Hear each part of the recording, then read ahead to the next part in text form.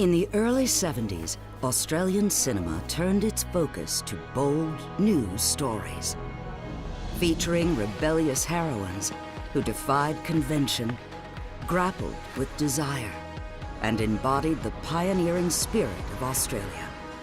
At the forefront of this cinematic renaissance was one director who would not only help lead the New Wave movement, but would soon be crowned its queen. 177, take 3. Gillian Armstrong graduated from the Australian Film and Television School in its inaugural class of directors. With a slate of remarkable shorts, she burst onto the scene with My Brilliant Career, becoming the first woman to direct a feature film in Australia in nearly 50 years.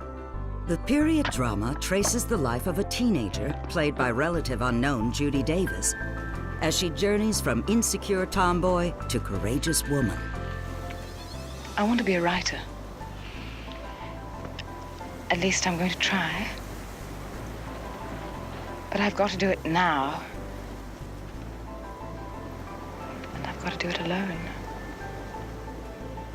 The film also examines the conflict between career and marriage, a developing theme in Armstrong's work. He comes of a very good family and will make someone an excellent husband. Well, it won't be me. My Brilliant Career premiered at the Cannes Film Festival and earned an Academy Award nomination.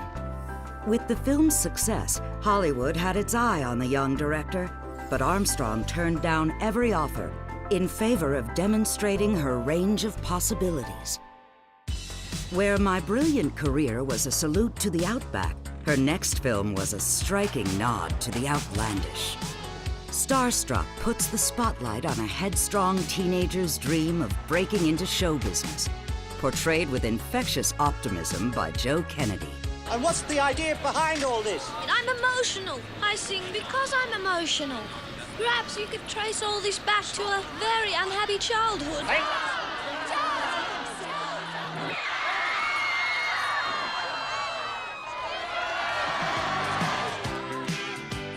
The vibrant musical is a mixture of Busby Berkeley and punk rock. Ideal for the emerging MTV generation, and it opened a door for Armstrong to direct music videos.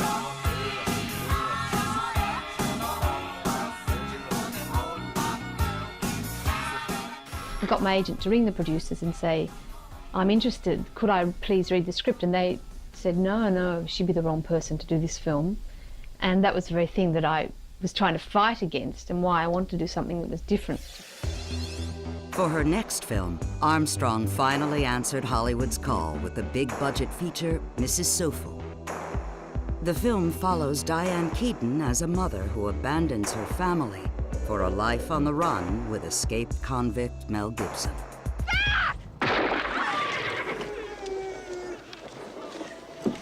See that? You better stand back. We're two desperate fugitives, and she's ruthless and insane. After its release, Armstrong focused on smaller-budget Australian films like The Last Days of Chez Nous and High Tide, where she reunited with Judy Davis. 136-2, guide track, mark. Action! In 1994, Armstrong was approached about adapting Louisa May Alcott's Little Women. She was skeptical about committing to the project, noting she had already made a film about a young woman who wanted to be a writer. But after noticing a lack of stories for girls, Armstrong wanted to make the movie so her two daughters could identify with the characters. Late at night, my mind would come alive with voices and stories and friends as dear to me as any in the real world.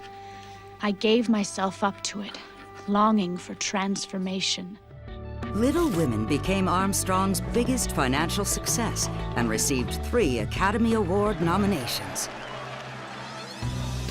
In addition to her feature films, Armstrong has received equal praise for her 40 years of documentary work, like Unfolding Florence and Women He's Undressed, a biography of legendary Hollywood costume designer Ori Kelly. But one of Armstrong's proudest achievements is her 5-part documentary series, which follows the lives of 3 girls living in South Australia. Well, I'm about 5'2", fat, ugly, short brown hair, brown eyes, braces. Throughout the series, she interviews the girls at ages 14, 18, 26, 33, and 48, and explores questions about sex, family, work, and school, all while offering glimpses at the effects of the women's movement on their hopes and dreams.